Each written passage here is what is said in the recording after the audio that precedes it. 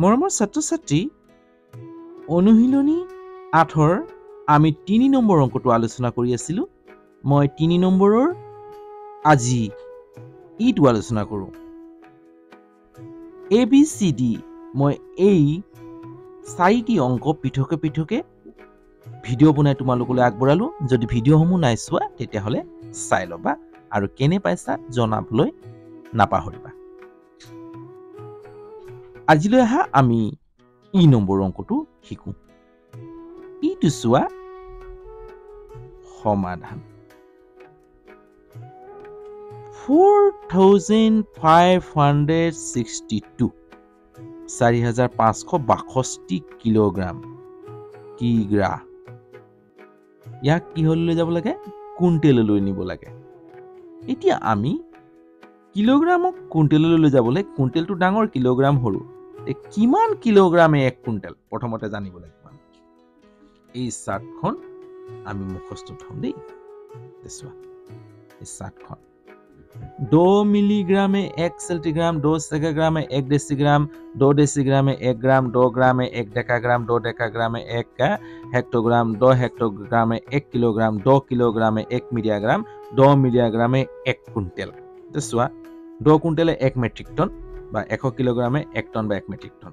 চোৱা 2 কিলোগ্ৰামে 1 milligram, 2 মিলিগ্ৰামে 1 quintal. তাৰ মানে 2 কিগ্ৰা সমান 1 মিলিগ্ৰা দিছো, মিলিগ্ৰা হল 2 মিলিগ্ৰা চব ফৰ্মত লিখি দিছো সমান কিমান হ'ব? 1 কুইণ্টল হল। তাৰ মানে 2 গুণ 100, 2 গুণ 100, 100 কেজিয়ে 1 কুইণ্টেল। 100 কেজিয়ে কিমান হ'ব এতিয়া? কিগ্ৰা সমান 1 কুইণ্টল। তাৰ মানে 4562 কিগ্ৰা সমান কিমান হ'ব? কিহেৰে? 100ৰে হৰণ হ'ব। কুইণ্টেলটো ডাঙৰ, কিলোগ্ৰামটো সৰু একক কুইণ্টেলতকৈ। গতিকে 4062 কু হৈ যাব কুইণ্টেল। ইয়াক কি কৰিব লাগিব এতিয়া? ইয়াক এতিয়া 100ৰে হৰণ কৰি দিব লাগিব। তেতিয়া কিহত গুচি যাব? কুইণ্টললৈ গুচি যাব। হল যিহেতু 1 কু সমান 1 কুইণ্টেল সমান কিমান? 100 কিলোগ্ৰাম।